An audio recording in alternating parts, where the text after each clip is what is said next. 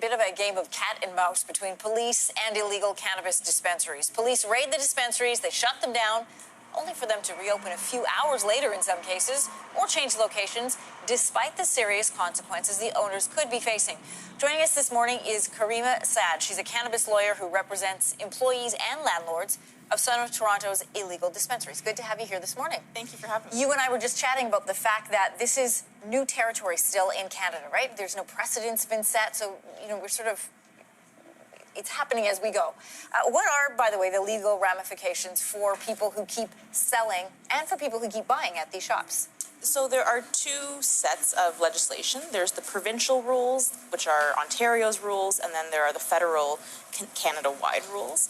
It varies, but in the worst case scenario under the federal legislation, some offenses have up to 14 years in prison. And that's for those selling or for those buying? For those selling primarily. Buying or purchasing or possessing, there is a ticketing regime. So if you have not too much on your person, you may just get a fine, but it really depends on the circumstances. Even with the legal ramifications, 14 years in prison potentially could, seem prohibitive, but people say they would rather take a chance on the court system than on the lottery system of opening a legal dispensary. Why is that? Well, I mean, first of all, 14 years on the upper end. Very much remains to be seen whether we'll come close to that territory in sentencing. But the fact is that a lottery is, I think, perceived by many as just unfair, an unfair entry point into the market where... Into a legal market. Into a legal market where there have been people who have an immense amount of expertise and knowledge, these craft producers, entrepreneurs, who are being shut out from the very industry that they effectively helped legalize. Initially, the Cannabis Act stated that you could not shut down a dispensary if it was also acting as a residential property. That exemption has been taken out. What's been the follow-up from that? So the follow-up is that some people are locked out of their homes. I'm aware of at least one application in Superior Court where someone not associated with the dispensary has been locked out of his home. So that loophole, I think, was there for good reason, and we're now seeing the consequences of removing it. What is the fix here?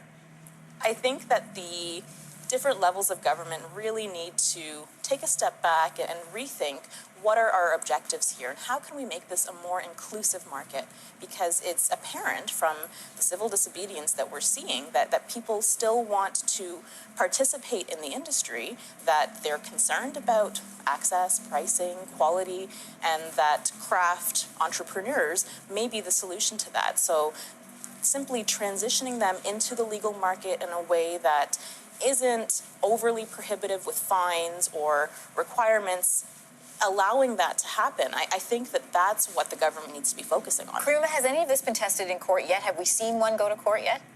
We've seen a couple of cases go to court, but I don't know that anything specific to dispensaries and these lockouts, nothing's been tried at this point. And we won't know until then. We'll see. Yeah, we'll see. All right, thanks for coming in today. Thank you for having me.